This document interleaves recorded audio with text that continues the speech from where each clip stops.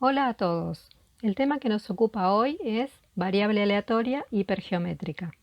Les voy a detallar los temas que vamos a tratar para que vean si necesitan reforzar alguno de ellos y ver la presentación ahora o si prefieren dejarlo para más adelante.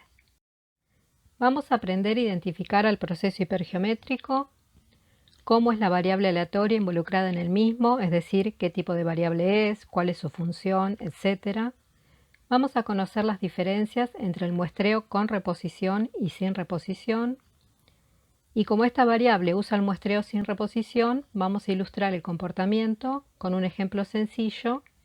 Y de paso vamos a aprovechar a ver cómo se grafica un árbol de decisión que es sumamente práctico para el cálculo de probabilidades. Obviamente vamos a hacer un ejercicio completo usando la hipergeométrica.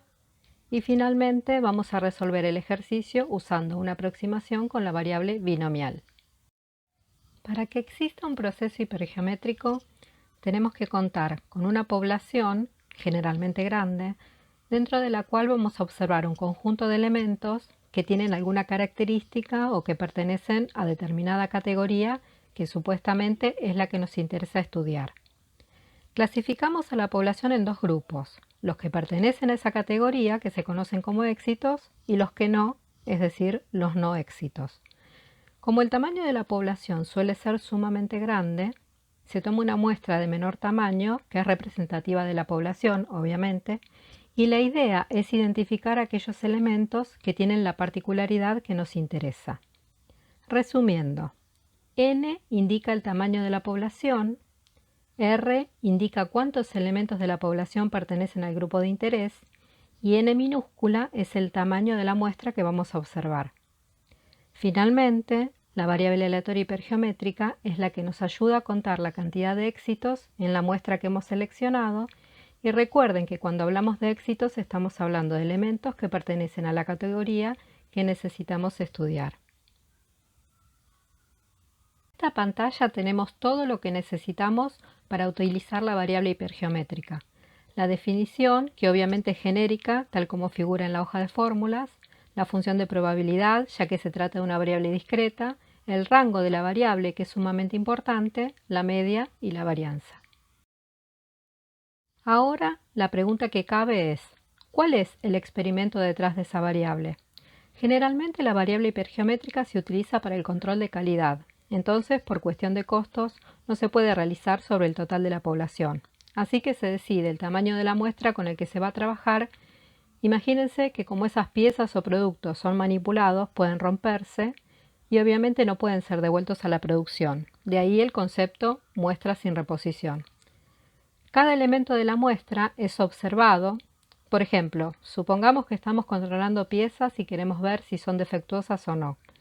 Entonces, si tomamos una pieza y resultó defectuosa, la probabilidad de que la próxima pieza que tomemos sea defectuosa se va a ver modificada en base a lo que hayamos observado con la pieza anterior.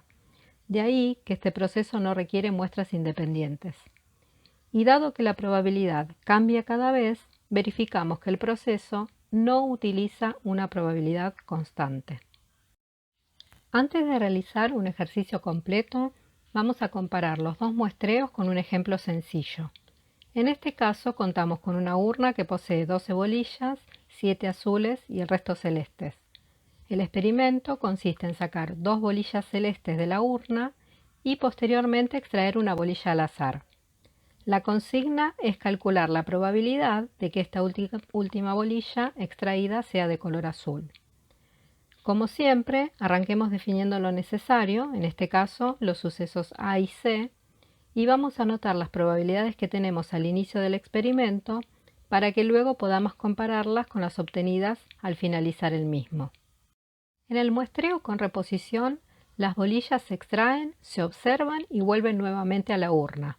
En cambio, en el muestreo sin reposición, las bolillas se extraen, se observan y luego se descartan. Y en cuanto a la probabilidad, ¿qué sucedió? Efectivamente, si el muestreo es con reposición, la probabilidad se mantiene constante. Y si es sin reposición, la probabilidad varía. Ahora vamos a realizar un ejercicio usando el muestreo sin reposición, paso a paso para visualizar lo que ocurre cada vez. Fíjense lo que dice la consigna. Se seleccionan 3 manzanas al azar, obviamente el muestreo es sin reposición, dice que es una cantidad de 10 manzanas disponibles y lo que pregunta es cuál es la probabilidad de obtener 2 manzanas verdes. Definimos los sucesos, la manzana es roja, la manzana es verde y anotamos las probabilidades a priori. ¿Qué significa a priori? Significa ahora, en el preciso momento en que comenzamos el experimento, para que después podamos compararlas con lo que obtenemos al final del mismo. Vamos a trabajar con 3 columnas. En la primera vamos a colocar la probabilidad de manzana roja, manzana verde que tenemos antes de realizar la extracción. En la segunda columna vamos a identificar si la manzana extraída es roja o verde. Y en la tercera columna vamos a colocar las probabilidades de manzana roja, manzana verde para compararlas con las que teníamos al principio. Observen qué sucedió con la probabilidad de que una manzana sea roja en cada una de las instancias. En este caso volvemos a repetir el procedimiento, solo que ahora estamos observando qué es lo que ocurre al hacer la segunda extracción de las 3 que menciona el enunciado. Fíjense que si quisiéramos graficar los resultados luego de la tercera extracción, nos llevaría tiempo desarrollar las 8 posibles soluciones. Así que en estas ocasiones resulta de mucha utilidad realizar un árbol de decisión, que es lo que sigue a continuación.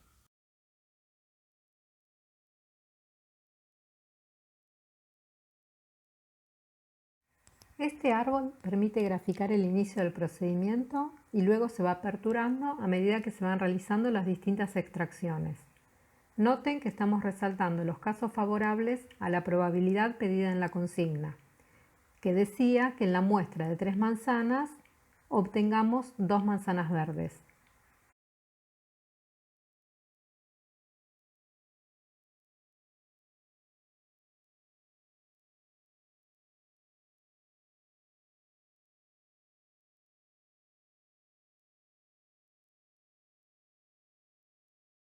¿Repasamos el cálculo con sucesos? ¿Se acuerdan que el primer día de clases aprendimos a definir sucesos y calcular probabilidades de la unión, de la intersección, etcétera? Bueno, fíjense que en este árbol justamente estamos viendo eso mismo, pero gráficamente. De los 3 casos que calculamos, elegí el caso en el que sacamos en la primera extracción una roja, en la segunda una verde y en la tercera una verde. Bueno, el árbol nos da el resultado que es 0,1 y nosotros podemos replicar el cálculo con sucesos. Noten que estamos queriendo calcular la probabilidad de que la primera sea roja y que la segunda sea verde y que la tercera sea verde.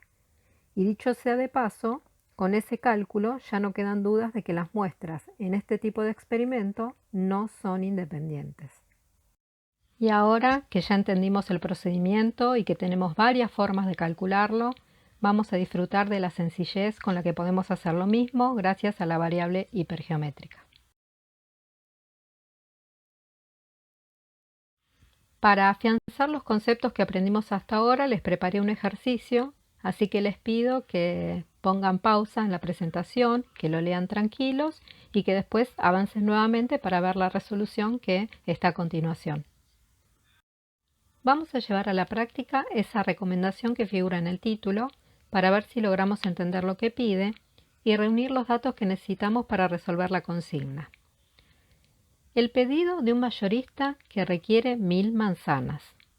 Por otro lado, si el lote posee 355 manzanas verdes, es decir, con esos datos ya tenemos el total de la población y sabemos que contamos con 355 manzanas verdes y 645 rojas. Por otro lado dice, tomar una muestra de 5 manzanas, es decir, no tenemos idea de qué manzanas vamos a obtener, pero sí sabemos que la muestra es de 5. Y por último, si encuentra exactamente 3 rojas, aceptará el pedido, es decir, que si 3 son rojas, las 2 restantes van a ser verdes. Conclusión. Identificamos todos los parámetros de la variable hipergeométrica. Bueno, ya estamos en condiciones de plasmar todo lo que aprendimos hasta ahora en la resolución. Así que definimos la variable aleatoria que vamos a usar, expresamos cuál es su distribución, qué parámetros tiene, planteamos el problema, calculamos y finalmente respondemos la consigna del enunciado. Noten que en este caso estamos resolviendo el ítem A. Acá les dejo la resolución del ítem B. Acuérdense que cada vez que tengamos un planteo que requiere sumar varios términos, es sumamente útil pensar en el complemento. Este ítem adicional lo incorporé porque muchas veces ocurre que tenemos que definir más de una variable aleatoria en el mismo ejercicio y nos cuesta mucho darnos cuenta de que esto es así. Fíjense que podríamos calcular lo que pide el enunciado con la variable existente siempre que el planteo sea el correcto. Si no, nos va a aparecer el nunca bien ponderado, no es lo pedido. O también podríamos definir la variable correcta tal como lo hicimos acá. Fíjense que les dejo esa pregunta para que piensen en el rango de la variable involucrada. Existe una condición que de cumplirse nos permitiría aplicar la aproximación con la binomial, tal como les había anticipado al comienzo. Esto sucede cuando el tamaño de la muestra es pequeña comparada con el tamaño de la población, y eso podemos verificarlo con la siguiente relación.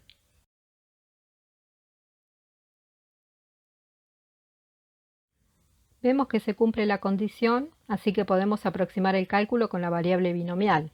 Solo necesitamos calcular la proporción directamente con los datos dados en el enunciado y luego realizar el cálculo correspondiente.